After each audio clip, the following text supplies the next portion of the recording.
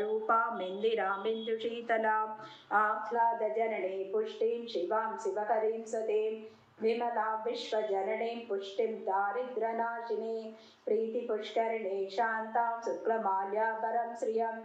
भास्करीं बिल्वनिलयां वरारोहोमशस्विनीं वसुन्धरामुदाराङ्गां हरिणीं हेममालिनीं धनधान्यकरीं सिद्धिं श्रैण्यसौम्यं शुभप्रदं रूपवेश्मगतानन्दं वरलक्ष्मीं वसुप्रदां शुभां हिरण्यप्राकारां समुद्रतनयां जयां नमामि मङ्गलं देवी विष्णुवक्षस्थलस्थितं विष्णुपत्नी प्रसन्नाक्षी नारायणसमश्रितां दारिद्र्यध्वंसिनी देवीं सर्वोपद्रववारिणीं नवदुर्गा महालक्ष्मी ब्रह्म विष्णु शिवात्मिका त्रिकालज्ञानसम्पन्नां नमामि भुवनेश्वरी नवदुर्गा महालक्ष्मी ब्रह्म विष्णु शिवात्मिकां त्रिकालज्ञानसम्पन्नां नमामि भुवनेश्वरी नवदुर्गा महालक्ष्मी ब्रह्म विष्णु शिवात्मिकां त्रिकालज्ञानसम्पन्नां नमामि भुवनेश्वरी लक्ष्मीं क्षीरसमुद्रराजतनयां श्रीरङ्गधामेश्वरी दासीभूतसमस्तदेववनितां लोकैकदीपां पुरां श्रीमन्नन्दकटाक्षलब्धविभवत् ब्रह्मेन्द्र गंगाधरां त्वां त्रैलोक्यकुटुम्बिने सरसिजां वन्दे मुकुन्दप्रियां मातर्नमामि कमले कमलायताक्षी श्रीविष्णुहुत्कमलवासिनी विश्वमातः क्षीरोदये कमलकोमलगर्भगौरी लक्ष्मी प्रसीद सततां नमतां शरण्ये समतां शरण्ये समतां शरण्ये त्रिकालं ये जपेद् विद्वान् सन्मसंविदितेन्द्रिया दारिद्र्यध्वंसनं कृत्वा सर्वमाप्नोयत्नतः देवी नाम सहस्रेषु पुण्यमष्टोत्तरं शतं येनाश्रियमवाप्नोति कोटिजन्मदरिद्रतः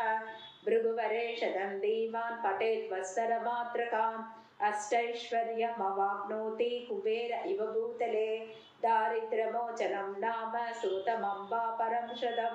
येनाश्रियमवाप्नोति कोटिजन्मदरिद्रतः भुक्त्वा विपुलान् भोगान् अन्ते सायुज्यमाप्नुयात्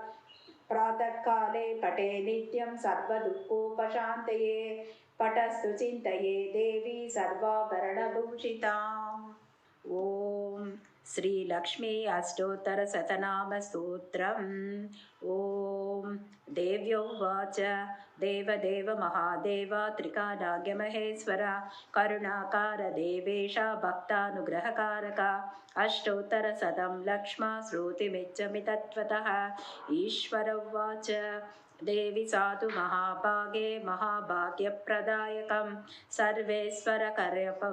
सर्वैश्वर्यकरं पुण्यं सर्वपापप्रणाशनं सर्वदारिद्र्यशमनं श्रवणा भक्तिमुक्तिदं राज्यवश्यकरं दिव्यं गुह्यदुह्यातरं परं दुर्लभं सर्वदेवानां चतुष्षष्टिकलास्पदां पद्मदीनां वरन्तानां निधिनां नित्यदायकं समस्तदेव संसेव्य मणिमादष्टसिद्धिदं किम्रत बहुनोक्तेन देवी प्रत्यक्षदायकं तव प्रीत्या वक्ष्यामि समहितमना शृणुः। अस्य श्रीलक्ष्मी अष्टोत्तरशतनामस्तोत्रमहामन्त्रस्य महालक्ष्मीः देवता क्लीं तीजपद भुवनेश्वरी शक्तिः। श्रीमहालक्ष्मी प्रासाद सिद्धर्थे जपे विनियोगः। ध्यानं वन्दे पद्माकरं प्रसन्नवदनां सौभाग्यदां भाग्यदां हस्तभ्यामपि प्रदां मणिगणैः नानाविधैर्भूषितां भक्ताभीष्टफलप्रदां हरिहरब्रह्मादिसेवितां पार्श्वे पङ्कजाक्षपद्मनिधियुक्तां सदा शक्तिभिः सरसीजनयने सरोजहस्ते धवलतराशुकगन्धमाल्यशोभे भगवती हरिवल्लभे मनोज्ञे त्रिभुवनभूतिकरि प्रसीद माख्याम्। ॐ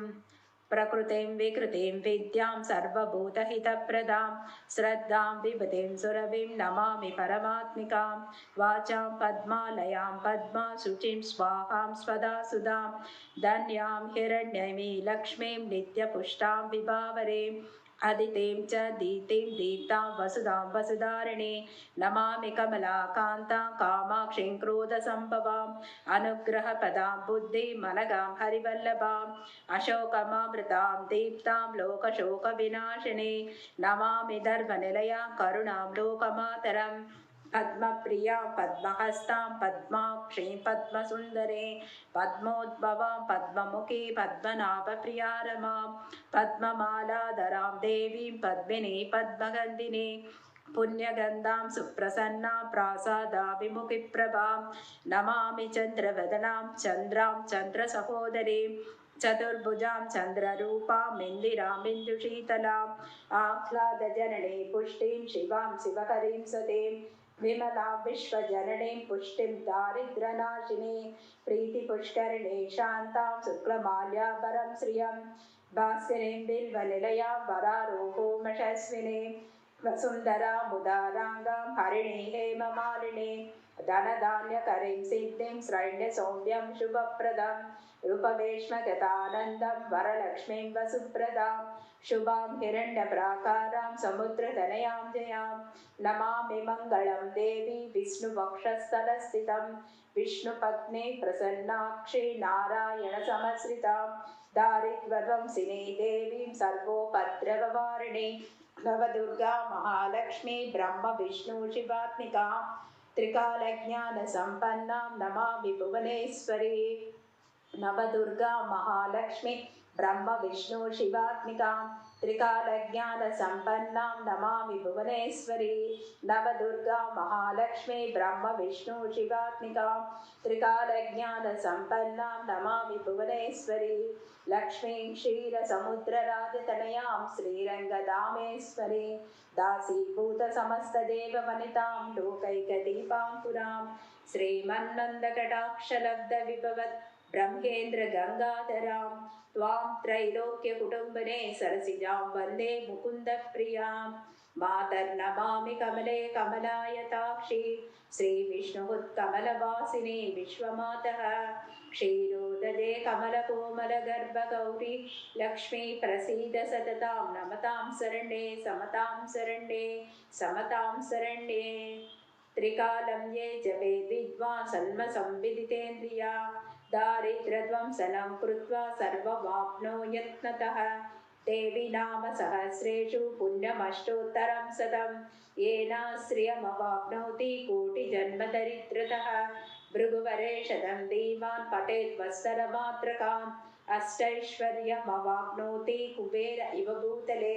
दारिद्र्यमोचनं नाम सूतमम्बा परं शतं येन श्रियमवाप्नोति कोटिजन्मदरिद्रतः भुक्त्वा विपुलान् भोगान् अन्ते सायुज्यमाप्नुयात् प्रातःकाले पठे नित्यं सर्वदुःखोपशान्तये पठस्तु चिन्तये देवी सर्वाभरणभूषिताम्। ॐ श्रीलक्ष्मी अष्टोत्तरशतनामस्तोत्रम्। ॐ देव्योवाच देवदेव महादेव त्रिकालाग्यमहेश्वर करुणाकार देवेश भक्तानुग्रहकारक अष्टोत्तरशतं लक्ष्मा श्रुतिमिच्छमि तत्त्वतः। ईश्वर उवाच देवी साधु महाभागे महाभाग्यप्रदायकं सर्वैश्वर्यकरं पुण्यं सर्वपापप्रणाशनं सर्वदारिद्र्यशमनं श्रवणा भक्तिमुक्तिदं राज्यवश्यकरं दिव्यं गुह्यदुह्यातरं परं दुर्लभं सर्वदेवानां चतुष्षष्टिकलास्पदां पद्मदीनां वरन्तानां निधिनां नित्यदायकं समस्तदेव संसेव्य मणिमादष्टसिद्धिदं किम्रत बहुनोक्तेन देवी प्रत्यक्षदायकं तव प्रीत्या वक्ष्यामि समहितमना शृणुः। अस्य श्रीलक्ष्मी अष्टोत्तरशतनामस्तोत्रमहामन्त्रस्य महालक्ष्मीः देवता क्लीं तीजपद भुवनेश्वरी शक्तिः। श्री महालक्ष्मी प्रासाद सिद्धर्थे जपे विनियोगः। ध्यानं वन्दे पद्माकरं प्रसन्नवदनां सौभाग्यदां भाग्यदाम् हस्तभ्यामपि प्रदां मणिगणैः नानाविधैर्भूषितां भक्ताभीष्टफलप्रदां हरिहरब्रह्मादिसेवितां पार्श्वे पङ्कजाक्षपद्मनिधियुक्तां सदा शक्तिभिः सरसीजनयने सरोजहस्ते धवलतराशुकगन्धमाल्यशोभे भगवती हरिवल्लभे मनोज्ञे त्रिभुवनभूतिकरि प्रसीद माख्याम्। ॐ प्रकृतिं विकृतिं विद्यां सर्वभूतहितप्रदां श्रद्धां विभूतिं सुरभिं नमामि परमात्मिकां वाचां पद्मालयां पद्माशुचिं स्वाहां स्वदा सुधां धन्यां हिरण्यमी लक्ष्मीं नित्यपुष्टां विभावरीम् अदितिं च दीप्तिं दीप्तां वसुधां वसुधारिणीं नमामि कमलाकान्तां कामाक्षीं क्रोधसम्भवाम् अनुग्रहपदां बुद्धिमनगां हरिवल्लभाम् अशोकमामृतां दीप्तां लोकशोकविनाशिनी नमामि दर्भनिलयां करुणां लोकमातरम् पद्मप्रियां पद्महस्तां पद्माक्षीं पद्मसुन्दरीं पद्मोद्भवां पद्ममुखी पद्मनाभप्रिया रमां पद्ममालाधरां देवीं पद्मिनी पद्मगन्धिनी पुण्यगन्धां सुप्रसन्नां प्रासादाभिमुखिप्रभां नमामि चन्द्रवदनां चन्द्रां चन्द्रसहोदरीं चतुर्भुजां चन्द्ररूपां इन्दिरामिन्दुशीतलाम् आह्लादजननी पुष्टिं शिवां शिवकरीं सतीं विमलां विश्वजननीं पुष्टिं दारिद्र्यनाशिनी प्रीतिपुष्करिणी शान्तां शुक्लमाल्याभरं श्रियं भास्करीं बिल्वनिलयां वरारोहोमशस्विनीं वसुन्धरामुदाराङ्गां हरिणीं हेममालिनीं धनधान्यकरीं सिद्धिं श्रैण्यसौम्यं शुभप्रदं रूपवेश्मगतानन्दं वरलक्ष्मीं वसुप्रदां शुभां हिरण्यप्राकारां समुद्रतनयां जयां नमामि मङ्गलं देवी विष्णुवक्षस्थलस्थितं विष्णुपत्नी प्रसन्नाक्षी नारायणसमश्रितां दारिद्र्यध्वंसिनी देवीं सर्वोपद्रववारिणी नवदुर्गा महालक्ष्मी ब्रह्म विष्णु शिवात्मिका त्रिकालज्ञानसम्पन्नां नमामि भुवनेश्वरी नवदुर्गा महालक्ष्मी ब्रह्म विष्णु शिवात्मिकां त्रिकालज्ञानसम्पन्नां नमामि भुवनेश्वरी नवदुर्गा महालक्ष्मी ब्रह्म विष्णु शिवात्मिकां त्रिकालज्ञानसम्पन्नां नमामि भुवनेश्वरी लक्ष्मीं क्षीरसमुद्रराजतनयां श्रीरङ्गधामेश्वरी दासीभूतसमस्तदेववनितां लोकैकदीपाङ्कुरां श्रीमन्नन्दकटाक्षलब्धविभवत् ब्रह्मेन्द्रगङ्गाधरां त्वां त्रैलोक्यकुटुम्बिने सरसिजां वन्दे मुकुन्दप्रियां मातर्नमामि कमले कमलायताक्षी श्रीविष्णुहुत्कमलवासिनी विश्वमातः क्षीरोदये कमलकोमलगर्भगौरी लक्ष्मी प्रसीद सततां नमतां शरण्ये समतां शरण्ये समतां शरण्ये त्रिकालं ये जपेद् विद्वान् सन्मसंविदितेन्द्रिया दारिद्र्यध्वंसनं कृत्वा सर्वमाप्नोयत्नतः देवी नाम सहस्रेषु पुण्यमष्टोत्तरं शतं येन श्रियमवाप्नोति कोटिजन्मदरिद्रतः भृगुवरेशतं धीमान् पठेत् वत्सरमात्रकान् अष्टैश्वर्यमवाप्नोति कुबेर इव भूतले दारिद्र्यमोचनं नाम श्रुतमम्बा परं शतं येन श्रियमवाप्नोति कोटिजन्मदरिद्रतः भुक्त्वा विपुलान् भोगान् अन्ते सायुज्यमाप्नुयात् प्रातःकाले पठे नित्यं सर्वदुःखोपशान्तये पठस्तु चिन्तये देवी सर्वाभरणभूषिताम्। ॐ श्रीलक्ष्मी अष्टोत्तरशतनामस्तोत्रम्। ॐ देव्योवाच देवदेव महादेव त्रिकालाग्यमहेश्वर करुणाकार देवेश भक्तानुग्रहकारक अष्टोत्तरशतं लक्ष्मा श्रुतिमिच्छमि तत्त्वतः। ईश्वर उवाच देवी साधु महाभागे महाभाग्यप्रदायकं सर्वैश्वर्यकरं पुण्यं सर्वपापप्रणाशनं सर्वदारिद्र्यशमनं श्रवणा भक्तिमुक्तिदं राज्यवश्यकरं दिव्यं गुह्यदुह्यातरं परं दुर्लभं सर्वदेवानां चतुष्षष्टिकलास्पदां पद्मदीनां वरन्तानां निधिनां नित्यदायकं समस्तदेव संसेव्य मणिमादष्टसिद्धिदं किम्रत बहुनोक्तेन देवि प्रत्यक्षदायकं तव प्रीत्याद वक्ष्यामि समहितमना शृणुः अस्य श्रीलक्ष्मी अष्टोत्तरशतनामस्तोत्रमहामन्त्रस्य महालक्ष्मीः देवता क्लीं बीजपद भुवनेश्वरी शक्तिः श्रीमहालक्ष्मी प्रासादसिद्धर्थे जपे विनियोगः ध्यानं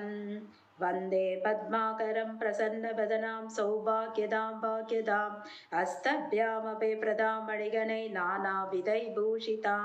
भक्ताभीष्टफलप्रदां हरिहरब्रह्मादिसेवितां पार्श्वे पङ्कजाक्षपद्मनिधियुक्तां सदा शक्तिभिः सरसीजनयने सरोजहस्ते धवलतराशुकगन्धमाल्यशोभे भगवती हरिवल्लभे मनोज्ञे त्रिभुवनभूतिकरि प्रसीद माख्याम् ॐ प्रकृतिं विकृतिं विद्यां सर्वभूतहितप्रदां श्रद्धां विभूतिं सुरभिं नमामि परमात्मिकां वाचां पद्मालयां पद्माशुचिं स्वाहां स्वदा सुधां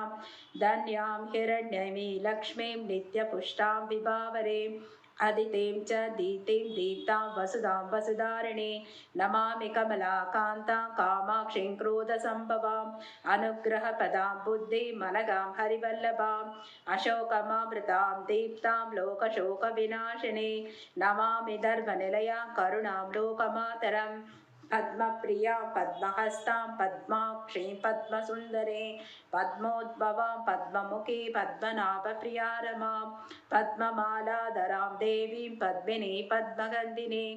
पुण्यगन्धां सुप्रसन्नां प्रासादाभिमुखिप्रभां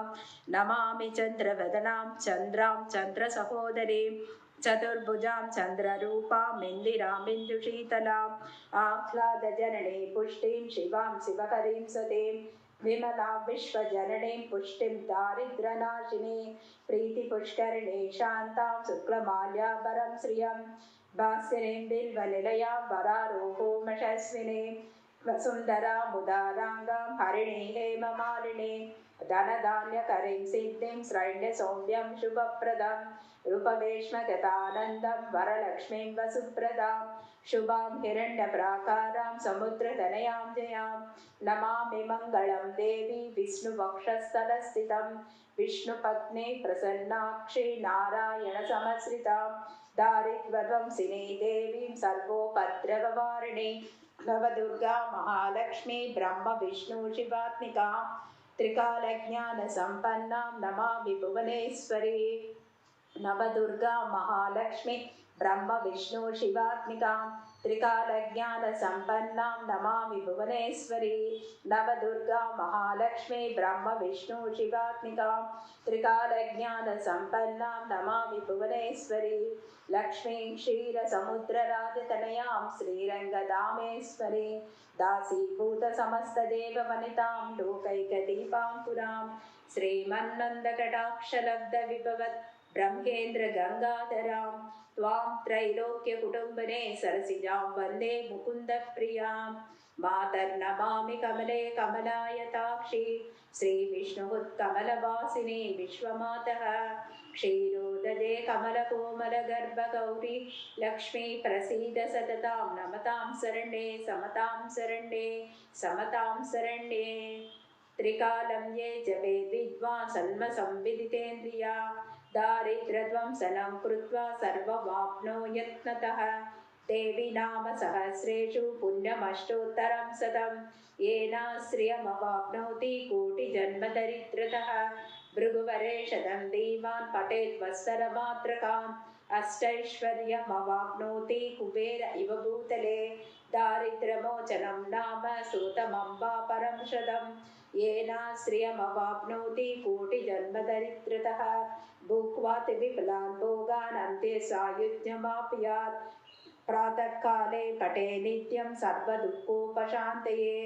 पठस्तु चिन्तये देवी सर्वाभरणभूषिताम्